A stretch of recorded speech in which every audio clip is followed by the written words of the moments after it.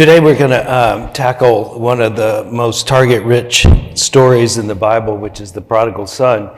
Many of you know this well enough, I don't need to read it, but it's really kind of beautiful in its story to me.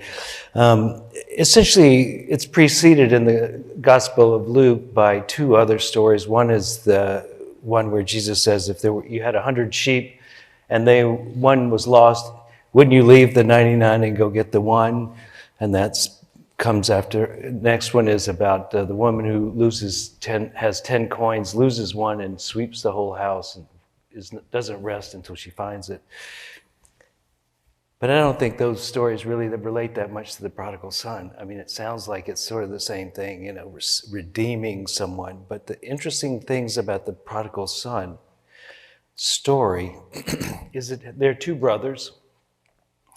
And the first brother takes the money and goes away and squanders it and becomes destitute and then comes back. And the second son is angry that the first son that leaves gets a party and he doesn't want to attend. Now, let's read it and see if you can hear themes that are familiar to you. Maybe your life, where you have been the one who has wasted time, money, opportunity, skills. Or maybe you're the one who's angry somebody else gets more than you do. Or maybe you're the father who has to deal with the question of welcoming somebody home, or finding peace in the family, or healing a relationship that was obviously not working so well. So let's just hear this story, and I suggest that you don't hear it as though it's somebody else's story, but rather like it's yours.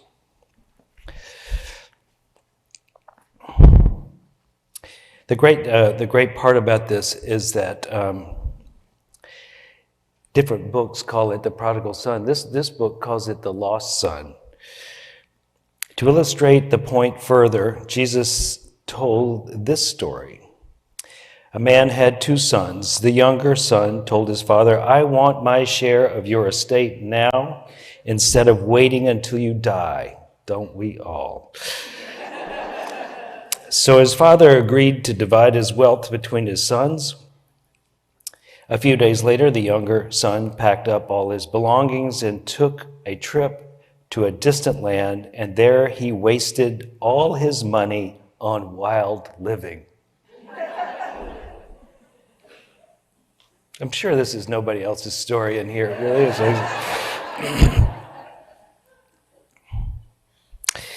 About this time, the money ran out, and a great famine swept over the land, and he began to starve. He's persuaded a local farmer to hire him to feed pigs. The boy became so hungry that even the pods he was feeding the pigs looked good to him. But no one gave him anything. And when he finally came to his senses, he said to himself, "At home, even the hired men have food enough to spare, and here I am dying of hunger. I will go home to my father and say, 'Father, I have sinned against both heaven and you. I am no longer worthy of being called your son. Please take me as a hired man.' And so he returned home to his father, and while he was still a long distance away, his father saw him coming. Filled with love and compassion, he ran to his son, embraced him, and kissed him. His son said to him, 'Father, I have sinned against both heaven and you. I am no longer worthy to be called your son.' But the father said to the servants, 'Quick, bring the finest robe in the house and put it on him. Get a ring for his finger and sandals for his feet, and kill the fatted calf that we have been holding in the pen. We must celebrate a feast, for this son of mine was dead, and now he returned to life. He was lost, but now he is found.' And so the party began. Meanwhile, the older brother was in the fields working. And when he returned home, he heard the music and the dancing in the house. And he asked one of the servants what was going on. And your brother is back, he was told, and your father has killed the calf we were fattening and has prepared a great feast. And we are celebrating because of his safe return. The older brother was angry and wouldn't go in. His father came out and begged him. But he replied, all these years I have worked hard for you and have never once refused to do a single thing you told me to do. And all the time you never gave me even one young goat for a feast with my friends. Yet when this son of yours comes back after squandering your money on prostitutes, you celebrate by killing the finest calf we have. His father said to him, look, dear son, you and I are always very close, and everything I have is yours. We had to celebrate this happy day, for your brother was dead and has come back to life. He was lost, but now he's found. It's a good story, huh? It's really so rich. I mean, in the sense, this could mean a fable about wasting money, or it could be a story about family redemption, but it could also be something on the metaphysical level. And in that, it could be, as the Course in Miracles makes much of, this story could be a story about us losing our minds, making a decision to feel separate from and to leave the holy place and to go to a far country and to waste our time on senses instead of on the truth with a capital T. So let's see if we can get as many of these meanings in as possible in the time allotted. Let's start with the metaphysical. In the Course in Miracles, one of the things it says is that essentially we have had the thought and failed to laugh that we were separate from God. And this happened before time.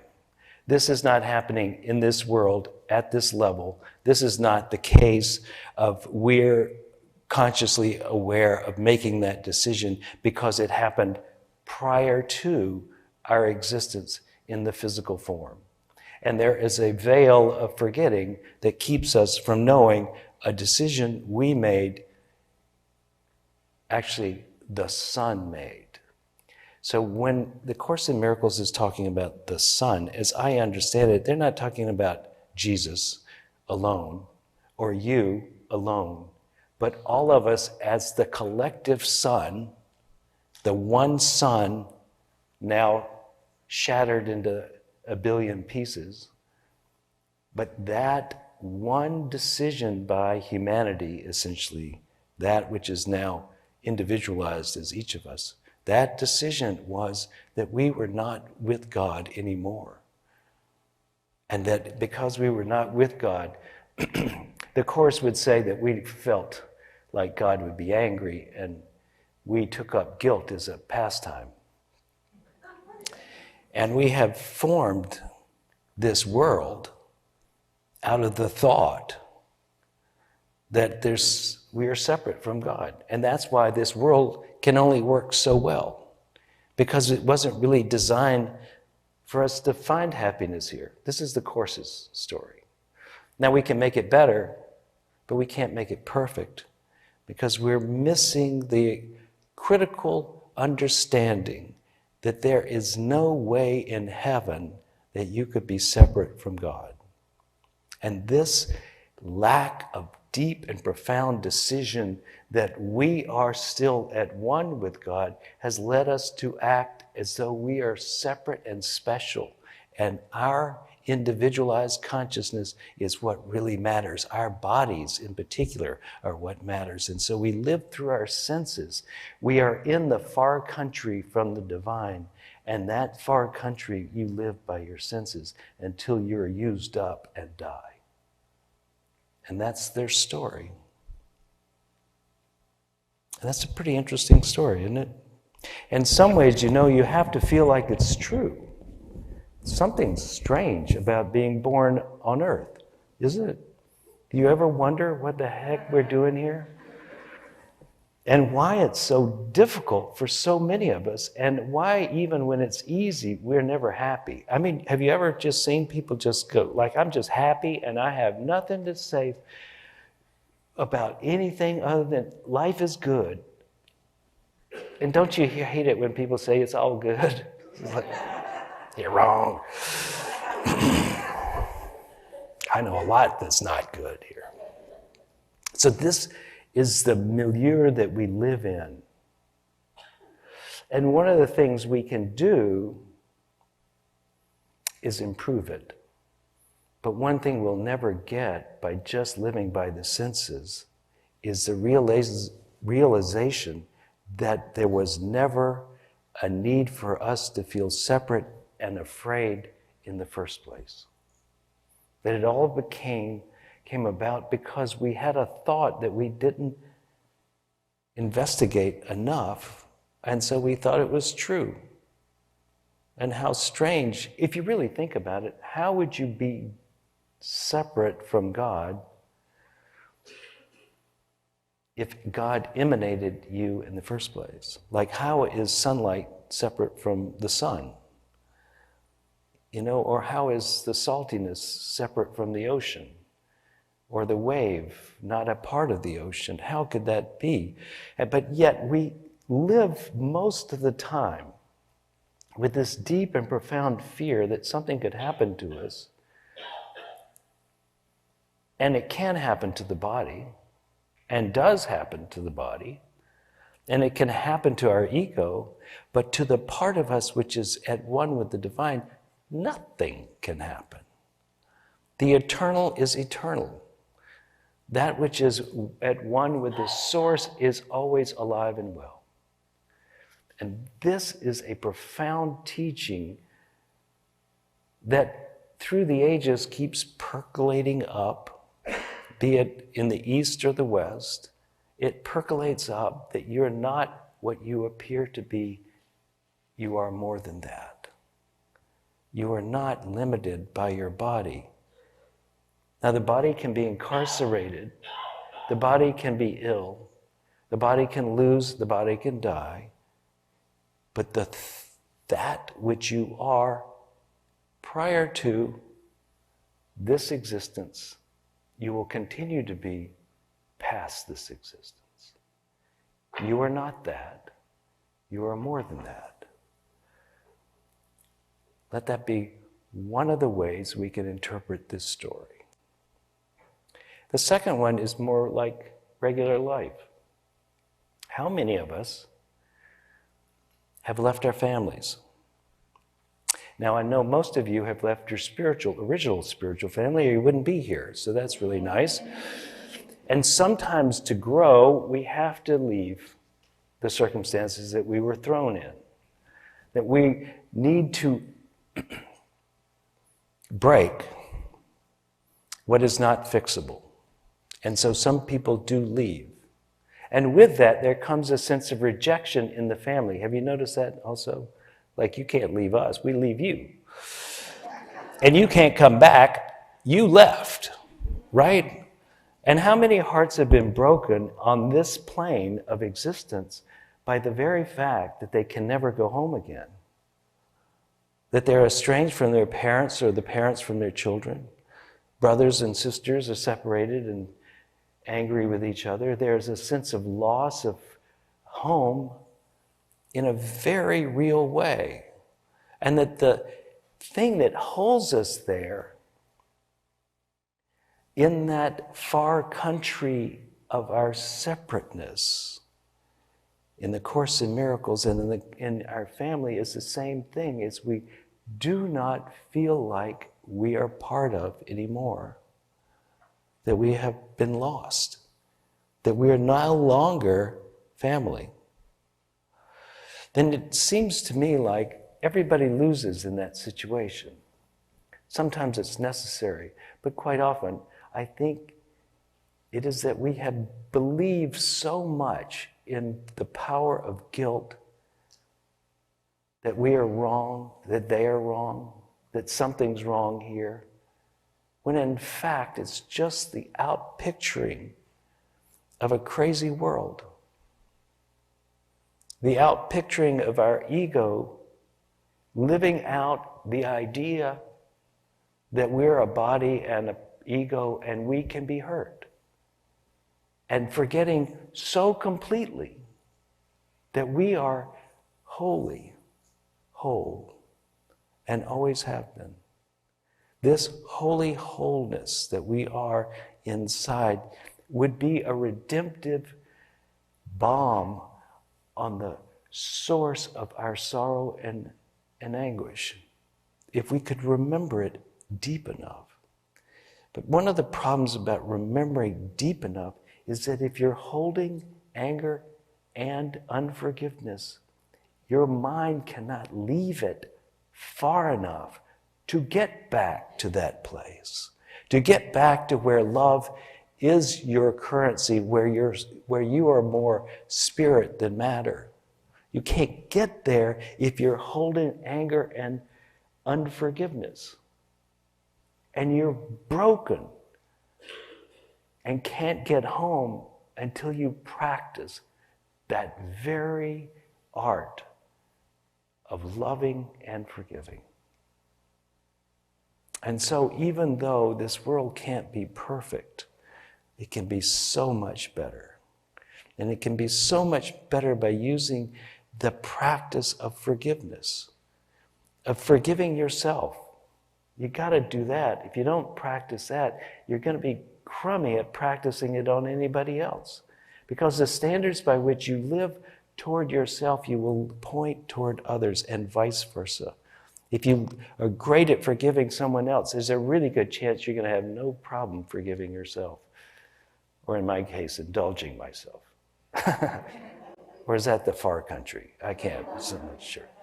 So this is the practice. Even though the decision may have been made outside of time to incarnate in a world that is a little bit wacky, we can make this world better if we practice the art of forgiveness. And how does that happen? How does forgiveness happen? One of the things that's really helped me when I think about forgiveness is a realization that I'm projecting on them as much as they're actually doing, or more. Sometimes completely. Sometimes it's all me. Sometimes they are kind of jerky. But, mainly, one of the first steps is to go, have I ever, and would I ever, do what they did? Or might I ever? And if not, that exact question, perhaps the question is more like this: what is it inside of me that I don't want to see that I see in them? What is it about them that disturbs my self-image? And when that clicks, then you realize there is only one of us here, in a certain sense. It's the beginning of that realization of the grand idea that there is only one Son of God and we are all it. It's that beginning of realization that softens the edges, that allows you to then go, come on home. But also it's taking you one step closer to home. When you realize that we are projecting our thoughts and feelings on them, and it's not really the truth, it's just how we see the world. We see the world through our eyes, not how the world is. If we have a film over our eyes, or all our eyes are geared toward the color blue. That's all we will see is blue. But then you say, no, not blue, red. And then that's all you see. Have you noticed that? Like in this room, you can see red quite a few places. But you can also see green. If you're where I am, you can see green. Maybe not from where you're sitting, but right now I can see several people have dared to be green today. And that is an example of how the mind works. We see what we're looking for. I had an interesting lunch with somebody this week. He said it this way. He said the mind is predicting. He was telling me a story about a deer running across the road in front of his car, and he said, I was staring at the road and I didn't see anything, and then all of a sudden I saw the deer, and it had already passed past my car toward the left side. It was coming from right to left, and it had already got there. And he says the mind works this way, and I don't know that he's wrong. He said, the mind is always predicting what's out there. And every once in a while, he'll go, oh, no, that's not true. Let's make a correction.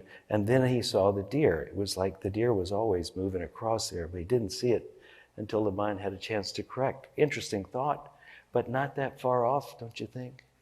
The mind is always feeding us more or less what we think we will see, right? That's what happens in personal relationships so fast, we don't even think it's happening. You ever been with somebody and you just know what they're going to say before they say it? And even if they don't say it, you know what they meant. Yeah. Forgiveness. See it in yourself and then intend it in yourself. To forgive, to let go, to stop being the one who's holding on to the pain. Whereas Buddha would say, swallowing the poison, hoping the other person will die. Holding the coal, burning coal to throw at them. It doesn't work for us to hold on to the pain. The pain is ours because we hold on to it, not because it's there forever. We choose to hold on to it. And when we set our intent high enough and mean it, that we intend to forgive, then the process will happen. It may not happen right away, but it will happen. Intend to forgive. Intend to be forgiving. Intend to be free of your judgment of another. Intend it with all your heart, and it shall happen. Ask, and it shall be given to you. The intention is important. In this country, one of the places where people are coming home and find it really difficult is coming home from prison. Do you know that since 1970, incarceration rates in this country have gone up 500%? And for women, 700%. There are a lot of people coming home. At some point, 95% do come home. Think of the issues they have to deal with. And it's the same issues we all have to deal with when we're separated. One is just not knowing how to get started, how to come back from something you've done. And with that, you have the family perhaps having a hard time accepting somebody who's been gone or been convicted, or we have convicted in our own hearts. Sometimes it's hard to break through that to something deeper. And then, of course, the mental illness happens. Like they're crazy, but aren't we all? Right? Maybe we have a drug addiction, or maybe they have something that happened to them in prison or whatever, and it just comes back as a trauma after trauma, but they have a hard time doing it. But don't we all have that? Are we not all scarred in some way? And isn't that going to be our redemptive thing when we really finish this process? We are going to be the wounded healer that can come back to someone and say, I get it. I'm hurting too. I'm not perfect. Never was. even though I did a good job of acting like it, I'm not, and I'm still in pain. So let's talk. We share that. And the wounded healer is an archetype that Carl Jung first coined, but it's one that has been powerful in its ability to bring wholeness to families, to friends, to communities. It is the one who says, I'm with you in your suffering. And it can be the condemning one is also suffering. So it's not just the one who, at the moment, you may have noticed as the victim, but it's also the one who is holding the victim down. Martin Luther King said something that really strikes to the core of this. He said, it's like nonviolence is the way because we will awaken in them, which I think comes through pain, will awaken into them that they are the problem, not we. But you can't fight them. You have to be compassionate toward them. And what a case of the wounded healer.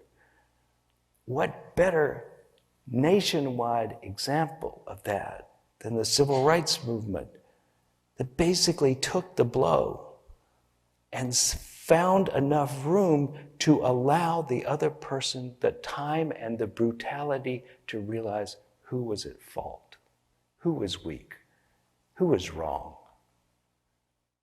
It is a brutal story, the story of our racial relations in this country.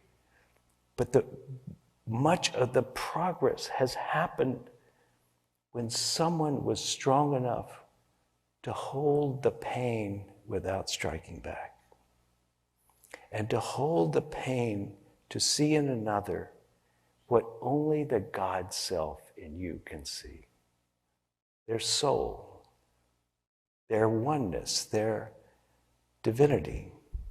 And to hold that vision long enough for them to wake up to it as well. Maybe only in part, maybe poorly, or maybe not at all in this lifetime, but culturally we are beginning to wake up. And the process goes on, and the work is not done. But we are being called to wake up that we are all children of God, and though we may not have the same background and story, in the deepest recesses of our being, we are one and only one. And the story that we have made about people being separate and different, it's a bad story. So sometimes we're the older brother who doesn't want to let them in, and sometimes we're the younger brother trying to get back. Sometimes we're on the beat up side, sometimes we're on the beaten up side. But we're all hurting for certain. And it is this common pain that can bring us back to a sense of oneness with each other, because at that level, at the level of suffering, we're so much alike. James Baldwin said something. For a long time, you think no one has ever suffered the way I suffered. Then you realize that your suffering does not isolate you. It is your bridge, so that you can bring a little light into their suffering, so they can comprehend it and change it. So as we think about the prodigal son, I think we played all the parts. And we will continue to play all the parts. So let us be chill. Not think we got it by the tail. Not feel like we're the biggest loser either. Not feel like we are right in our thoughts. But begin to use this to awaken to our deepest nature, to our true nature, our pre-existent nature, where we are one with the Son as the Son, and we are the only begotten, the only one, and everyone is in it with us. So let that be the meaning of this story. And when we can let love heal the wounds, we will start the process of remembering who we really are. Let us pray.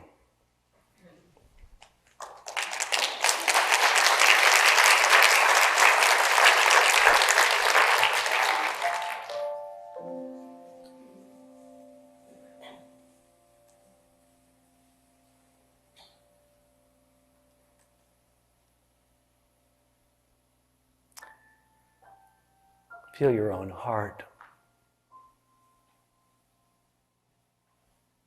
Perhaps it's light or heavy, calm or in pain. But I think this is your pathway to understanding others.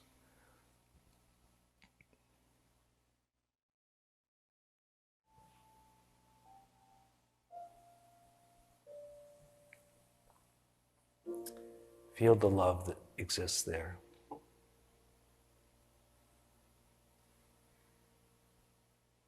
This is your profound reminder of who you really are.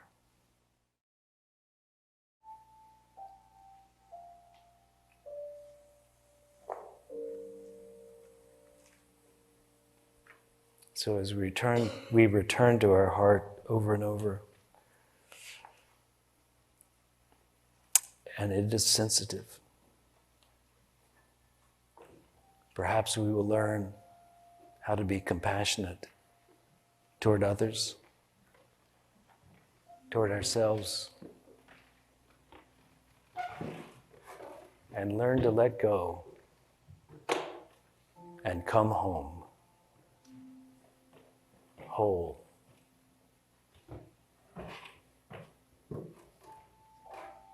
Soul, forever at one. And so it is. I hope you got something out of today's service. We intend to bring you things that will help you in your life become more of who you want to be, give you the freedom of forgiveness and the hope of expectancy that your life will unfold in a way that brings you joy, happiness, and is a contribution to the world.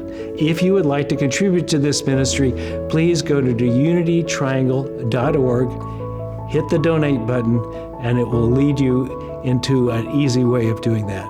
We thank you for your attention and look forward to seeing you again here.